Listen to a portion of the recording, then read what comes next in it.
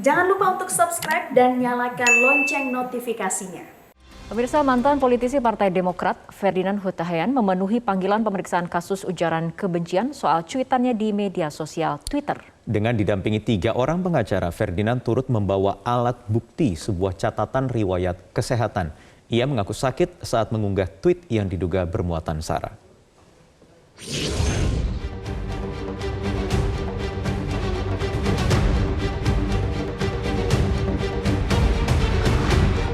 Mantan politisi Partai Demokrat, Ferdinand Huta Heian memenuhi panggilan penyidik Bareskrim terkait cuitannya di Twitter yang diduga bermuatan sara. Dalam pemeriksaan pada Senin siang, Ferdinand turut membawa alat bukti berupa catatan riwayat kesehatan.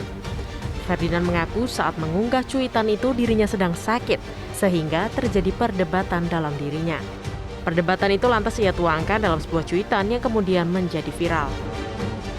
Semua ini hanya kesalahpahaman. Salah paham karena orang berbicara dengan persepsi tanpa mengetahui fakta-fakta yang sesungguhnya. Saya membawa salah satunya bukti riwayat kesehatan saya, yang memang inilah penyebabnya. Ya, bahwa yang saya sampaikan dari kemarin saya itu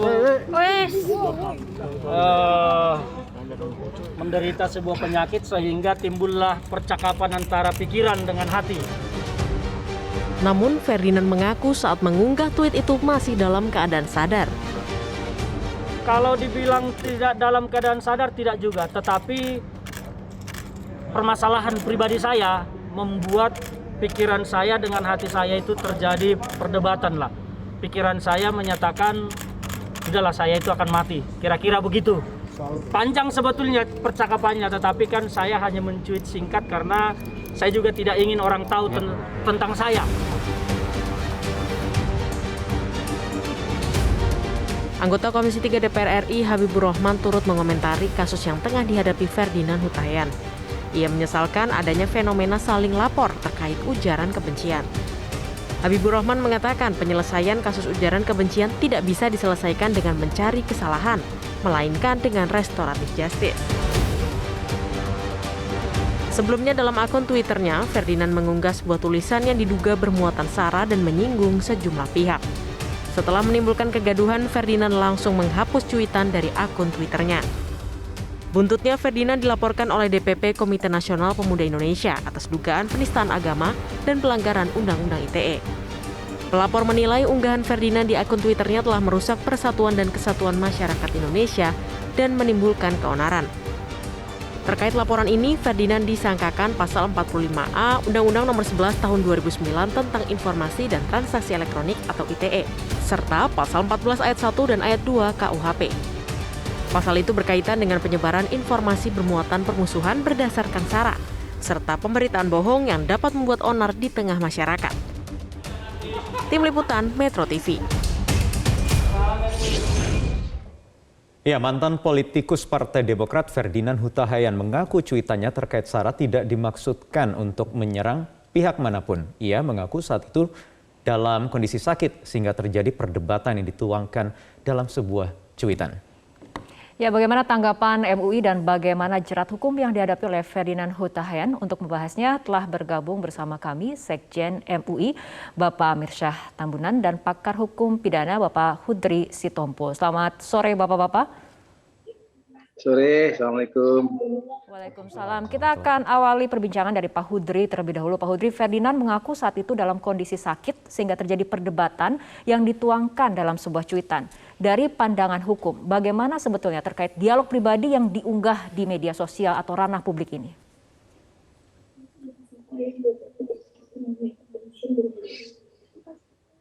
Itu apakah sakit medis ataukah sakit psikis, ya kan? Jadi kalau misalnya orang tidak bisa dipertanggungjawabkan untuk dipidana, kalau keadaan kejiwaannya dia tidak normal.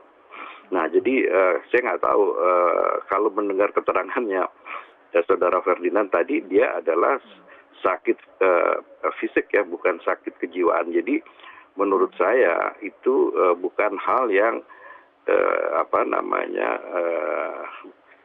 hal yang menghapuskan pidana ya itu ya. Jadi tidak hal yang tidak bisa dituntut menurut saya, ya kan.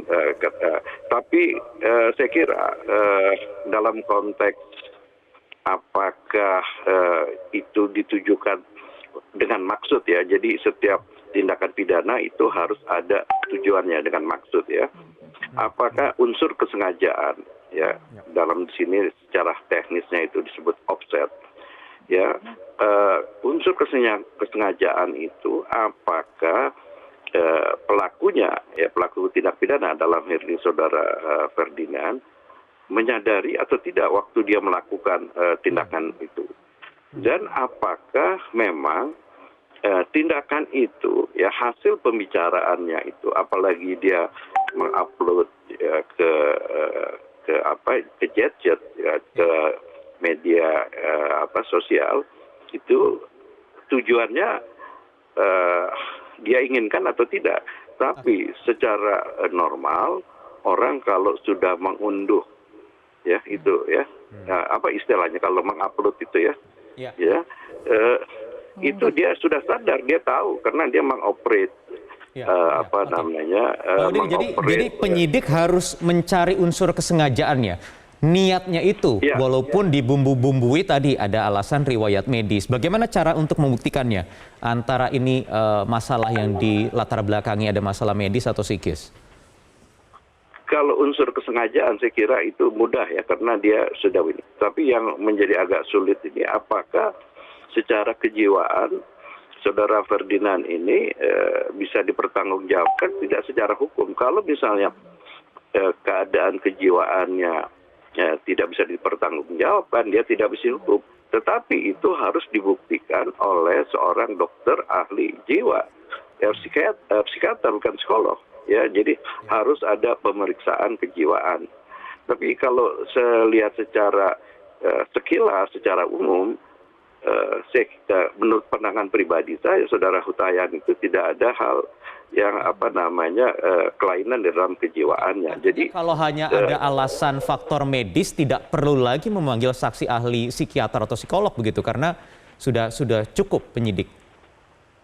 Ya, tapi kan karena ini ada pengakuan dari saudara Ferdinand, ya harus diperiksa. Ya tidak bisa tidak, karena tetapi nanti kan hasil pemeriksaannya itulah yang akan dipakai. Apakah saudara Ferdinand ini bisa dipertanggungjawabkan atau tidak kejiwaannya. Jadi memang harus ada surat keterangan dari dokter jiwa, psikiater dan psikolog. Oke. Baik, Pak Hudri, kita ke Pak Amir Syah. Pak Amir Syah, dari pandangan MUI sendiri terkait perkara cuitan Ferdinand Huta Hayan ini, apakah kemudian proses hukum harus memang tetap berjalan?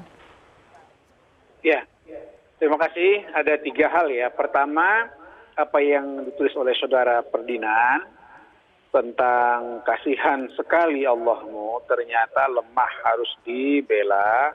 Kalau aku sih, Allahku luar biasa ya, maha segalanya, dia adalah pembelaku selalu dan Allahku tak perlu dibela. Ini saya kira dia, sekali lagi saya ingin mengulang ya, kata-kata ini, dia dengan sadar, dia dengan tahu bahwa apa yang ditulis oleh saudara Ferdinand punya konsekuensi hukum ya. Itu pertama. Dan yang kedua yang harus dikejar itu, apa sebenarnya mens rea, niat beliau. Niat beliau dalam konteks menulis kata-kata ini, ya ketika itu dia sadar tidak gitu ya.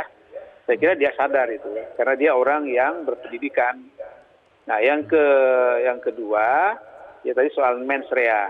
Setelah dia tulis, kita tanya beliau, kira-kira ini dia sadar nggak ya ketika menulis ini. Nah yang ketiga, tentu saja ini sebagai bukti ya, informasi ini bisa sebagai bukti dalam fakta hukum secara material dan formal. Nah, karena itu apa yang dikatakan Pak Hudri Sitompul tadi, ya saya kira tinggal kita serahkan kepada aparat pihak kepolisian, karena aparat pihak kepolisian ini kan tahu persis seorang itu sehat atau tidak secara fisik dan mental.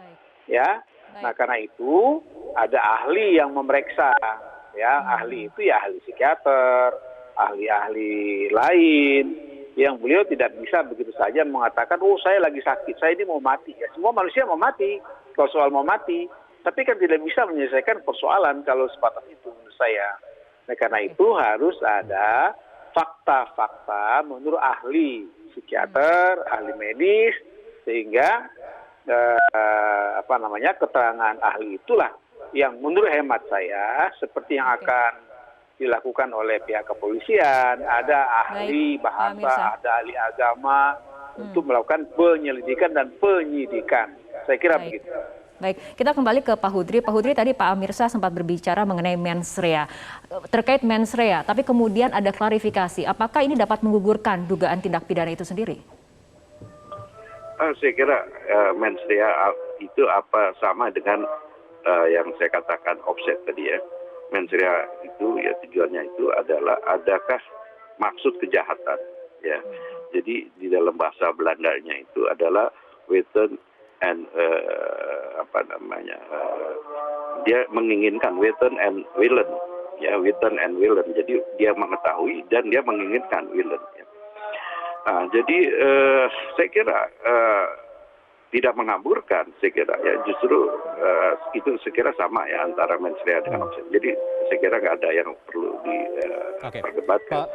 Pak Hudri, saya ingin tanyakan soal ada sejumlah pihak yang meminta pihak kepolisian melakukan pendekatan lewat pendekatan restoratif justice. Seberapa perlu hal ini dilakukan atau tidak? Atau bagaimana menurut Anda? Jadi memang antara azas kepastian hukum dengan azas kemanfaatan. Ya kan, ini memang menjadi perdebatan. Kalau misalnya hal ini diselesaikan secara restoratif justice, tentu nanti menyangkut ada perkara-perkara yang lain. Ya, saya nggak sebutkan ada perkara yang besar yang sekira mirip-mirip seperti kasus ini. Nanti kalau misalnya ini bisa diselesaikan dengan restoratif justice, nanti yang lainnya. Tetapi lain pihak, kalau ini diteruskan, manfaatnya apa? Akan menjadi berkepanjangan saja gitu ya. Perdebatan ya ini. Sementara masyarakat atau bangsa dan negara kita sedang menghadapi masalah kesehatan atau masalah ini. Jadi, memang di sini permasalahannya, dilemanya, apakah kita mengedepankan certainty of law atau kita kemanfaatan yang kita inikan. Ini memang menjadi menjadi perdebatan. Jadi kalau di sini kepolisian harus jeli begitu ya jika ingin menerapkan restoratif justice dalam kasus ini begitu ya. Ya, ini agak sulitannya begini. Korbannya itu bukan personal. Ya kan? Ini korbannya itu adalah komunitas yang luas. Ya. Jadi siapa yang bisa mewakilkan korban ya? Kalau misalnya itu fitnah, laster gitu, ya bahasa itu. Ya tentu orang per orang kan ya.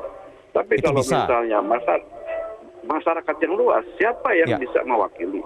Apakah misalnya apakah misalnya MUI ya secara ini bisa mewakili kepentingan, ya bisa saja misalnya, tetapi ada juga orang yang tidak merasa terwakili. Jadi memang ini kesulitan, dilemanya permasalahan yang dihadapi oleh saudara Ferdinand ini demikian. Oke, baik, kita ke Pak Amirsyah kembali. Pak Amirsyah, bagaimana imbauan dari MUI terhadap masyarakat menyikapi kasus ini? Saya ada dua hal yang saya sampaikan. Ya, pertama, bahwa ini satu sisi sudah masuk wilayah hukum yang dimana pelapor dan sudah diproses oleh pihak kepolisian. Tentu kita mengapresiasi upaya-upaya yang dilakukan oleh pihak kepolisian. Kita percayakan saja secara profesional pihak kepolisian untuk menangani ini, dan publik akan mengetahui sejauh mana kepolisian mampu menyelesaikan persoalan ini. Yang kedua, saya menghimbau kepada masyarakat, jangan lakukan tindakan main hakim sendiri, jangan lakukan tindakan-tindakan yang membuat kericuhan, suasana yang tidak aman dan nyaman. Kita serahkan kepada pihak kepolisian. Kita yakin pihak kepolisian mampu untuk menyelidiki kasus ini supaya lebih baik lagi bagaimana masyarakat memberikan kepercayaan hukum kepada pihak kepolisian. Terima kasih. Baik, terima kasih Pak Amirsyah, terima kasih Pak Hudri Sitompul sudah bergabung bersama kami di Prime Time News malam hari ini.